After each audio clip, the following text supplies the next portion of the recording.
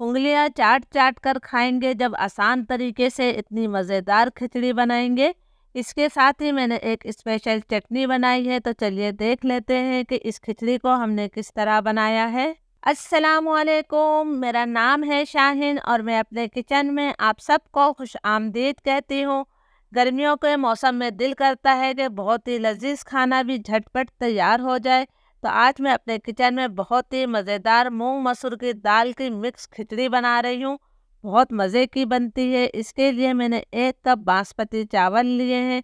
तो चावलों को हम बाउल में डाल देते हैं। 1 कप मैंने चावल लिए हैं, तो आधा कप मैं इसके अंदर मूंग की धुली हुई दाल शामिल कर रही हूँ। आधा कप मैंने मसूर की दाल यानी जिसे लाल दाल कहते हैं ये ली है। इन दोनों दालों को हम अच्छी तरह से मिक्स कर देते हैं। अगर आप चाहते हैं कि आपकी खिचड़ी बहुत ज़्यादा सौंधी और जायकेदार बने, तो आपने दाल और चावल की मिकदार बराबर लेनी है। अगर आप चाहते हैं कि आपकी खिचड़ी खिली खिली बने, तो आपने 1 कप चावल में आधा कप दाल का इस्तेमाल करना है। अब दाल और चावल को मैं अच्छी तरह से 2 से 3 दफ़ा धो लेती हूँ। दाल चावल को मैंने अच्छी तरह से 2 से 3 दफ़ा धो लिया है। तो अब हमने इसके अंदर खुला पानी शामिल कर देना है। मैं इसे भिगोकर आधे घंटे के लिए छोड़ देती हूँ। जब तक हमारे दाल चावल भीगे हुए हैं, हम एक चटनी बना लेते हैं। इसके लिए मैंने एक दरमियाने साइज़ की कैरी ली है, जिसे छोटे टुकड़ों में काटकर ग्राइंडर जार में डाल दिया है। 6 मैंने लहसुन की कलियाँ ली हैं। 1 मुट्ठी में इसके अंदर बारीक कटा हुआ हरा धनिया शामिल कर रही हूँ। हरे धनिया को मैंने नरम डंठल के साथ ही लिया है। थोड़ा सा हम पुदीने के पत्ते शामिल कर देते हैं, बहुत अच्छा जायका आएगा चटनी में। 2 मैंने हरी मिर्चें और 3 मैंने सूखी हुई लाल मिर्चें ली हैं। मिर्चें आप अपने टेस्ट के मुताबिक भी ले सकते हैं। आधा चाय का चम्मच में नमक डाल रही हूँ। आधा चाय का चम्मच ही हमने ज़ीरा शामिल किया है। थोड़ी सी मैं इसके अंदर चीनी शामिल कर रही हूँ, इस तरह चटनी का कलर बहुत अच्छा आएगा। अब मैं 2 से 3 खाने के चम्मच इसके अंदर पानी शामिल कर देती हूँ। अब मैं इसका पेस्ट बना लेती हूँ। हमारी बहुत ही मज़ेदार चटखारा चटनी तैयार है। ये चटनी खिचड़ी का जायका कई गुना बढ़ा देगी। अगर आप चाहते हैं कि आपकी खिचड़ी बहुत ज़्यादा जायकेदार बने, तो इसे आप घी से बनाइएगा। मैंने 1/4 कप घी लिया है। घी को मैं गरम कर लेती हूँ।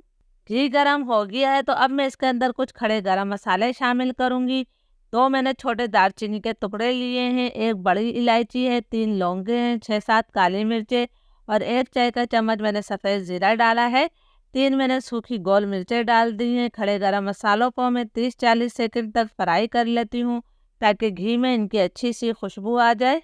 खड़े गरम मसाले हमारे फ्राई हो गए हैं। ये मैंने एक दरमियाने साइज़ की प्याज ली, जिसे बारीक स्लाइस करके शामिल किया है।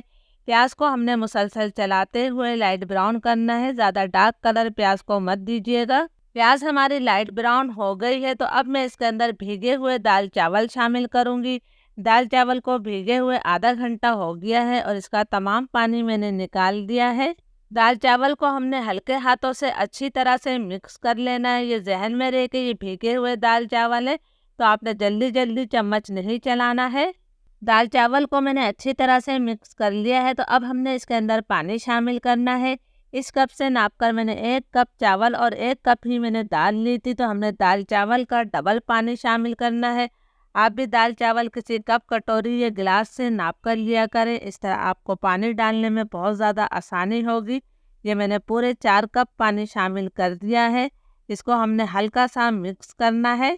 ये मैं हल्का सा मिक्स कर रही हूँ। इस खिचड़ी के अंदर किसी किस्म का टमाटर या अदरक लहसुन का पेस्ट नहीं जाता है। इसके बावजूद ये खिचड़ी बहुत ज़्यादा जायकेदार बनती है। 1 चाय का चम्मच में इसके अंदर नमक शामिल कर रही हूँ। नमक को भी हमने मिक्स कर देना है। फ्लेम मेरा हाई है। हाई फ्लेम पर मैं इसे ढककर 5 से 6 मिनट तक पका लेती हूँ, ताकि इसका ज़्यादातर पानी खुश्क हो जाए। खिचड़ी को हाई फ्लेम पर पकते हुए 6-7 मिनट हो गए हैं। आप देख सकते हैं कि इसका ज़्यादातर पानी खुश्क हो गया है और इसमें इस तरह से बबल्स बन रहे हैं।